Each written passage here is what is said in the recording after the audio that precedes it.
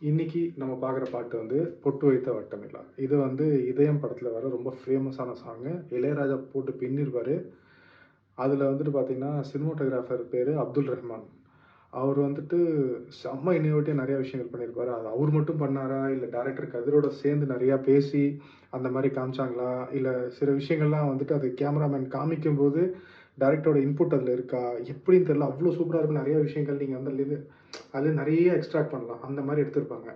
So, அவ்ளோ சூப்பரா காமிச்சிருப்பாரு அத.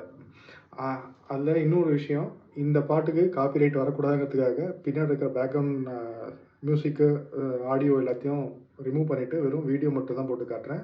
நான் சினிமாட்டோகிராஃபி பத்தியும், அது எப்படி காமிச்சிருக்காங்க, அதுல இருக்கிற ஒரு சில நியூவன்சன்ஸு, அது தவிர அந்த பாட்டு என்னென்ன விஷயங்கள் சொல்லுதுங்கிறத பத்தி மட்டும் தான் நான் பேசப் போறேன். அதனால பின்னாடி இருக்கிற பேக்கிரவுண்ட் மியூசிக்க ரிமூவ் பண்ணிட்டேன்.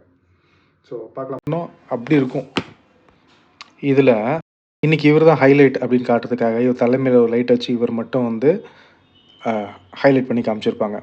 இவர் தான் வந்து சென்டர் ஸ்டேஜாக இருக்காருன்னு. அதே மாதிரி ஹீராவுக்கும் கூட்டத்தில் எத்தனை பேர் இருந்தாலும் அவங்க மட்டும் தனியாக தெரியுறாங்கன்னு காட்டுறதுக்காகவே ஹீராவுக்கு அவரோட அவங்க தலை பின்னாடி வந்து லைட் வச்சுருப்பாங்க. அந்த தலை பின்னாடி லைட் வச்சோடனே அந்த கூட்டத்திலேயே அவங்க மட்டும் தனியாக அவர் கண்ணுக்கு தெரியுறாருங்கிறதுக்காகவே அந்த மாதிரி லைட் வச்சுருப்பாரு அவர். அவர் பாட்டு பாடிட்டே இருக்கும்போது அவங்களோட லவ்வர் வந்த பிறகு அவரோட கண்ணு ஃபுல்லாக அவங்க மேலேயே இருக்குங்கிறதுக்காக இதை அப்படியே பேன் பண்ணிக்கிட்டே இந்த கேமராவை பேன் பண்ணிக்கிட்டே வரும். ஏன்னா அவர் கண் அவங்க மேலேயே இருந்துகிட்ருக்குன்னு காட்டுறது. அது வந்து ஈஸியாக எல்லாத்துலேயுமே பண்ணவே முடியாது. ஏன்னா அந்த அந்த டைமில் வந்துட்டு அவ்வளோ பெரிய எல்இடி ஸ்க்ரீனோ அந்த டைமில் வந்துட்டு ஒரு டிஸ்பிளேவோ கிடையாது. எப்படி பண்ணியிருப்பாங்க அப்படின்னு யோசிச்சேன்னா, ஒரு தேட்டரில் பார்த்தீங்கன்னா அவரை ஃப்ரண்ட்டில் ப்ரொஜெக்ட் பண்ண விட்டுட்டு மோஸ்ட் ப்ராபப்ளி இப்படி தான் நடந்திருக்கும்னு நான் சொல்கிறேன். ஏன்னா தேட்டரில் ஃப்ரண்ட்டில் அவங்கள வச்சுட்டு அதுக்கு பின்னாடி ரூமில் அவரை நிற்க வச்சு வீடியோ எடுத்திருப்பாங்க. ஏன்னா அப்போ தான் இவருக்கு வந்து இவர் மேலே லைட்டும் படாது, ப்ரொஜெக்ஷன் வந்து நிழலும் பின்னாடி தெரியாது. ஸோ அந்த மாதிரி ஒரு சீன் அவர் மனசில் அவங்க தான் நிறைஞ்சிருக்காங்கன்றதை காட்டுறதுக்கான சீன் இது. அதில் பார்த்தீங்கன்னா அவங்க தேட்டருக்கு யூஸ்வலாக தேட்டரில் வச்சு ப்ரொஜெக்ட் பண்ணிங்கன்னா நீங்கள் எழுந்து நடந்தால் கூட அந்த நிழல் வந்து ஸ்க்ரீனில் தெரியும். இதில் பார்த்தீங்கன்னா அவரோட நிழல் ஸ்க்ரீனில் தெரியாது. இது ஒன்று தான் பாசிபிலிட்டி எனக்கு தெரிஞ்சு நான் சொல்கிறேன். ஏன்னா இவ்வளோ ஷார்ட் டிஸ்டன்ஸில் இவர் பின்னாடி ஒரு ப்ரொஜெக்டரை வச்சு ப்ரொஜெக்ட் பண்ணாங்கன்றது வாய்ப்பே இல்லை.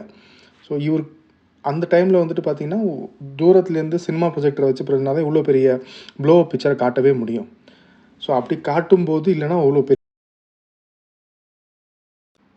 நான் முன்னே சொன்ன மாதிரி ஒரு பெரிய ப்ளோ அப் பிக்சர் எடுத்து அதுக்கு பின்னாடி லைட் போட்டு அவங்கள நிற்க வச்சு எடுத்திருந்தா பாசிபிள். ஸோ அந்த மாதிரியும் எடுத்துருக்கலாம். இல்லைனா தியேட்டருக்கு பின்னாடி அவங்கள நிற்க வச்சு எடுத்துருக்கலாம் இந்த மாதிரி.